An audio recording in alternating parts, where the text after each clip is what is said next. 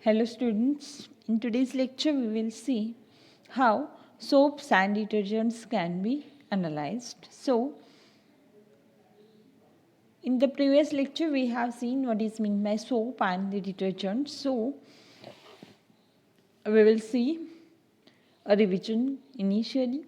Soap, it is a salt of long chain monocarboxylic acids like oleic, palmic, lauryl, stearyl acids. Sodium and potassium salts of higher fatty acids are water soluble and strongly surface active reagents or the agent, hence find extensive applications in the cleaning and washing purpose. Here sodium salt is called as a hard soap and the potassium salts are known as the soft soaps. Hard soap is moderately soluble in water and doesn't forms the foam easily, while soft soap is a fastly dissolving and forms foams easily. Then sources of the hard soaps are animal fat, coconut oil, and the castor oil also. Then we will see the next definition, detergent. So detergents are the compounds which are regarded as a soap substituent and the chemical formulation that is essentially different from the soaps.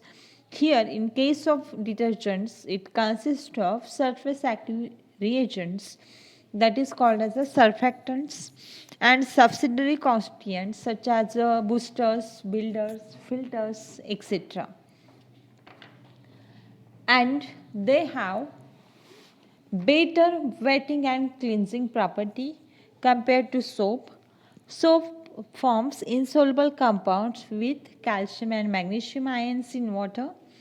Insoluble compounds precipitate out and it reduces the foaming and cleaning action, while detergent may react with hard water ions.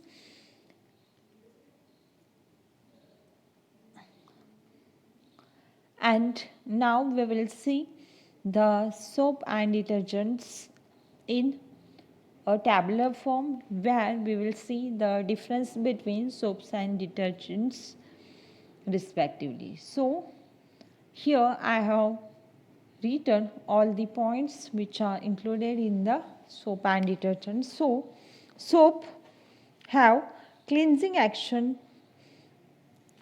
which is less in the hard water, and for the detergents can be used in hard water, soft water or the any type of water. Then soap have the low wetting property and the cleansing property as compared to detergents. The detergents having high wetting and the cleansing property. Then soaps have poor foaming formation property and the detergents forms excellent foam. Then soap, it cannot be used in the acidic solution due to formation of the sticky PPT which adhere to the textile fiber. And in the detergents this can be useful in the acidic solution also, and they are useful for washing delicate fibers like silk and wool. Then soaps are less active, it requires more concentration, and detergents are more active and requires less concentration. Then soap, it involves use of oils and fats, that is fatty acids, which have potential use in the food, and due to that the manufacturing process is very costly in case of the soaps.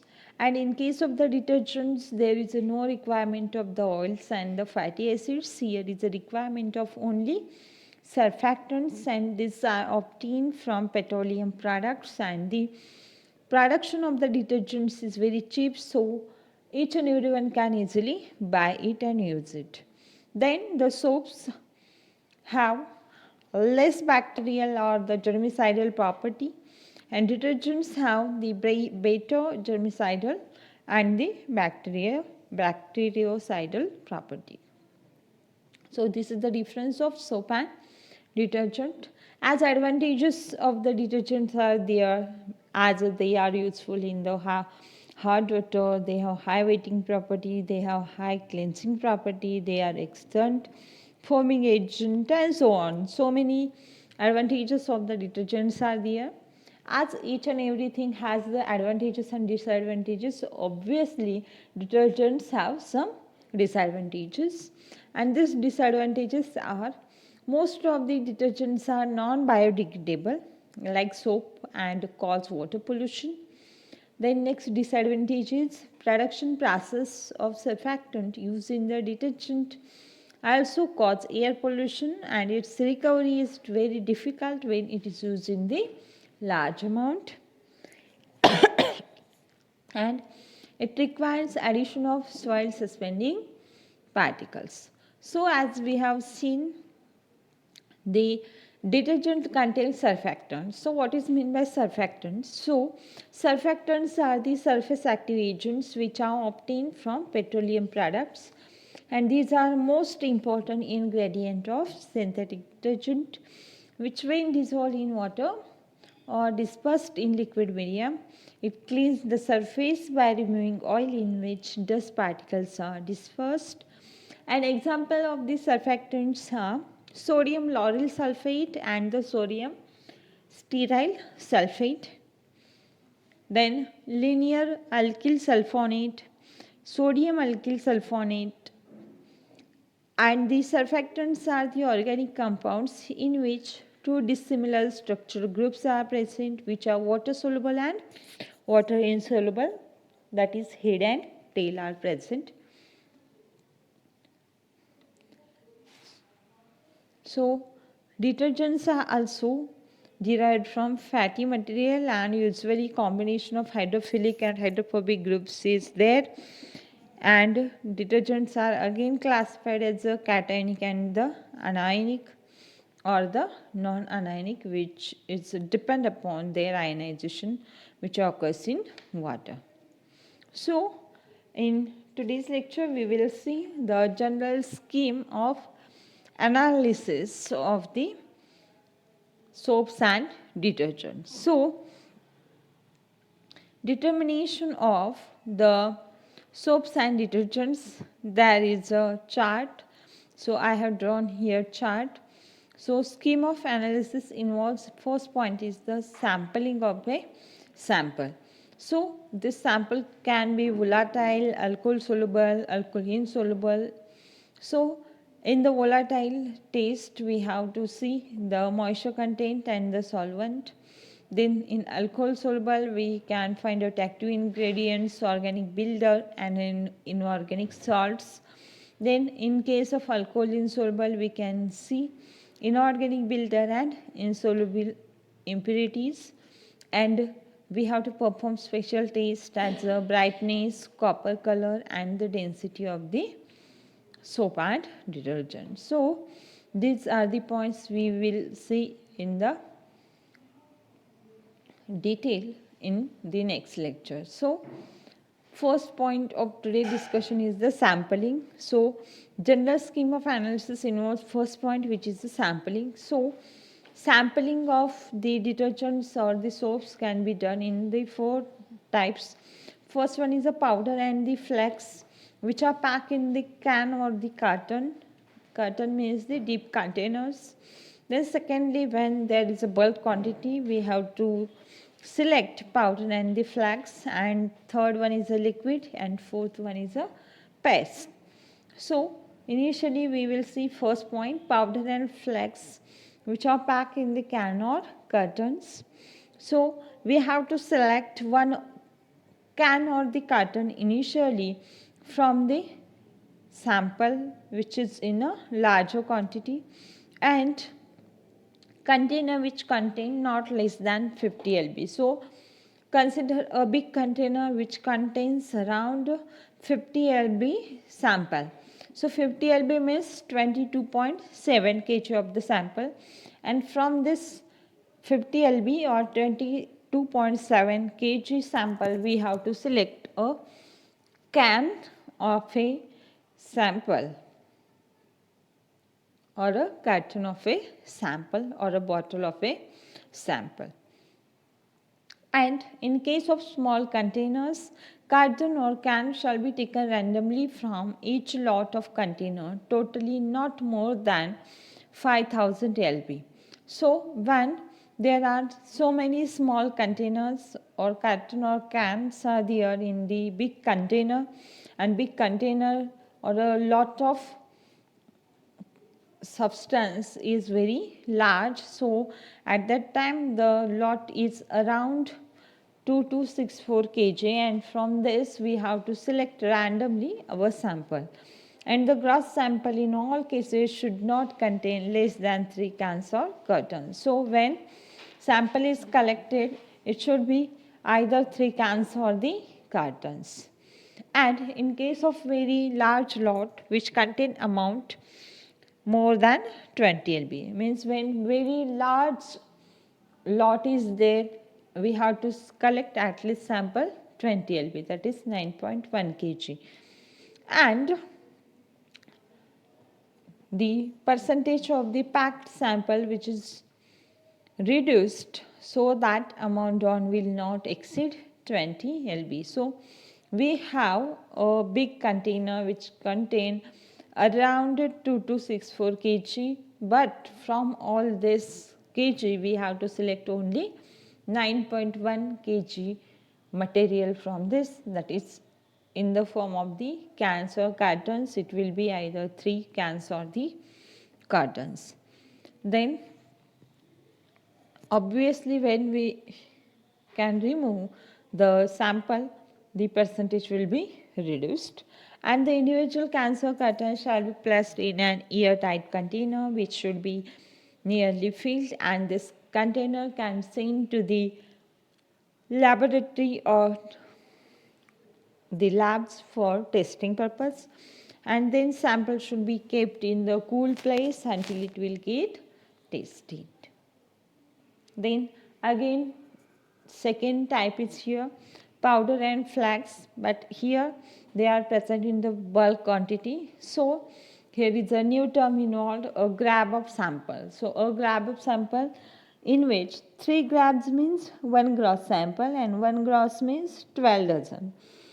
So a grab of sample which not less than 0.5 lb, that is 2 to 7 gram, should be taken randomly from not less than 100 lb, that is 45.4 kg. So consider a big box which contains 45.4 kg of the soaps and the detergents, and from this 45 kg box we have to select only 0.5 lb material, that is 227 gram of the sample we are going to collect randomly from the big box which contains total quantity is 45.4 kg.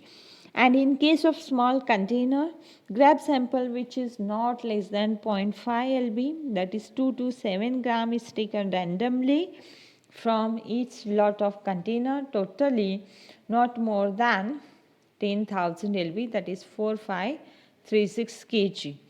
And when very large lot is there, we have to collect at least 9.1 kg of the material. And again we have to mix the collected material and place it in a airtight container or the box. Then the box is completely filled, then it is sealed, marked accurately, and do weighing of this box or the container, and then this box is packed, and accuracy of the weight, date of weighing you can write on the container or the package, and then send this package to the laboratory for testing purpose. And the sample should be kept in the cool place until it is tested. Then the third type is a liquid. So a sample is not less than 0.5 pint.